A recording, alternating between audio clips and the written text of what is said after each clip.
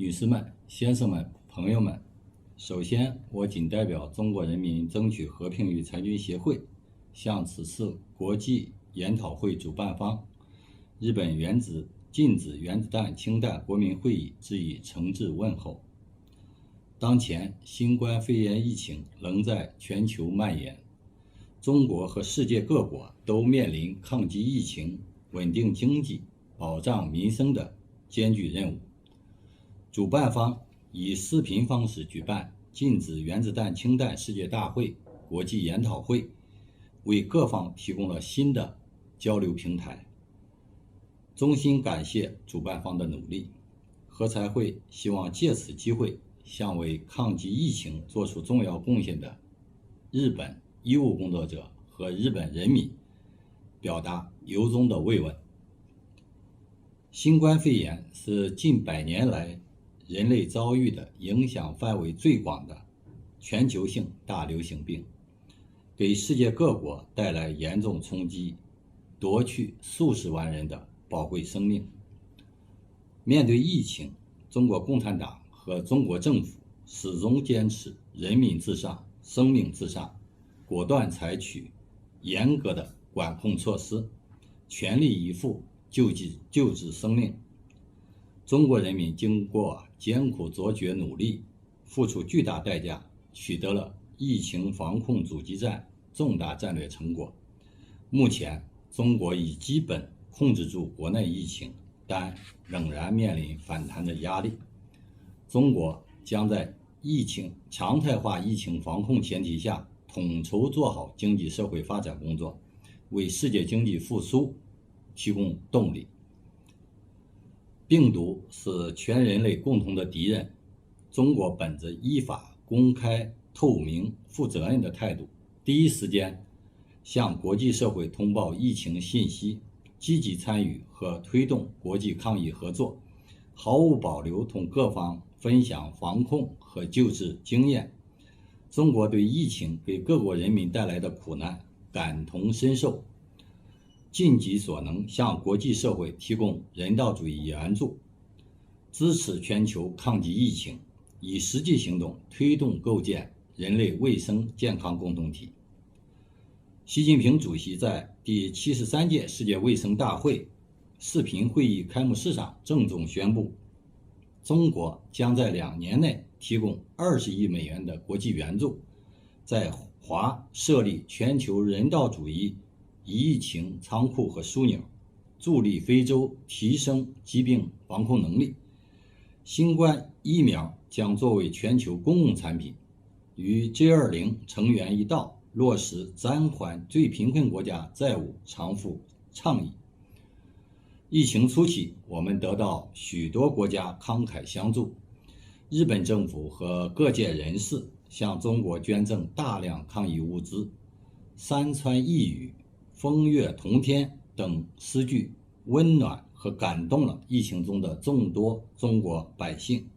其彰显的中日友好情谊将载入史册。和才会也收到了袁清进等日本友好组织的慰问信函，借此机会向朋友们表示衷心的感谢。病毒没有国界，疾病不分种族，在这场攸关全人类健康福祉和世界发展的较量中，团结合作才是最有力的武器。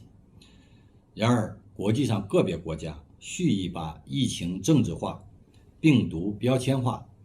向中国推卸责任，并攻击世界卫生组织。我们对此表示坚决反对。中国是病毒受害国，也是全球抗疫贡献国，应得到公正对待，而不是责难。我们相信全世界人民的眼睛是雪亮的，能够客观理性评价中国的努力和贡献，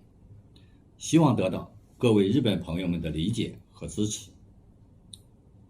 当今世界正经历100年未有之大变局，全球性安全挑战增多，国际核不扩散机制难以为继，两极格局下建立的全球军控体系基础动摇，有核国家和无核国家矛盾突出，国际核裁军进程长期陷入停滞状态，核大国相继调整核战略，加强核力量建设，军备竞赛风险上升。我们身处的东北亚地区核扩散风险突出，直接威胁地区和平与稳定。在此背景下，日本君子原子弹氢弹国民会议举办此次研讨会具有重要意义。借此机会，我愿向大家简单介绍一下中国的核战略与核政策。一是坚定奉行自卫防御的核战略。中国的核战略在所有拥核国中独树一帜，始终奉行在任何时候和任何情况下都不首先使用核武器，不对无核武器国家和无核武器区使用或威胁使用核武器。中国始终把自身核力量维持在国家安全需要的最低水平，不参加任何形式的核军备竞赛，不为别国提供核保护伞，不在别国部署核武器，这些承诺是不附加任何条件的。二是积极维护全球战略稳定。中国积极参与国际军控、裁军和防扩散的努力，反对军备竞赛，主张全面禁止和彻底销毁核武器。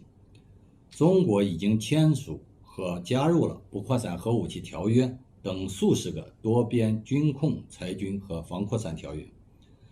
中国着力推动5核国加强核战略与核政策的对话，主张各方客观看待彼此战略意图，互相尊重、安全关切，妥善管控分歧，防止战略误判引发意外和危机。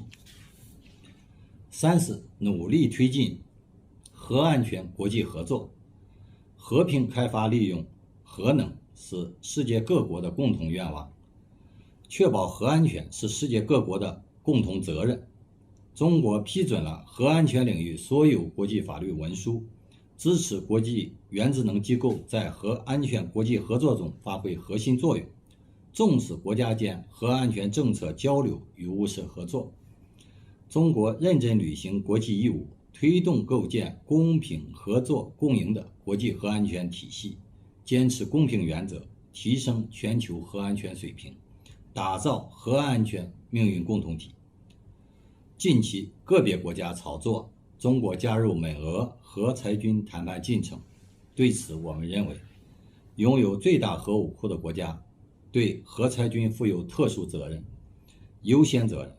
我们呼吁美俄就延长关于进一步削减和限制进攻性战略武器措施的条约达成共识，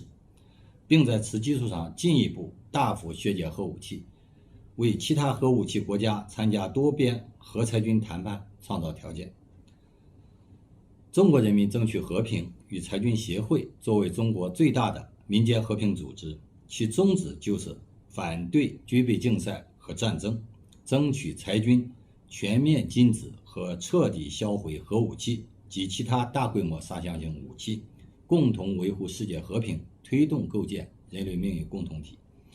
我们愿与包括袁清晋在内的日本和平组织共同为维护地区的和平与稳定贡献力量。最后，祝愿禁止原子弹氢弹世界大会国际研讨会取得圆满成功。谢谢大家。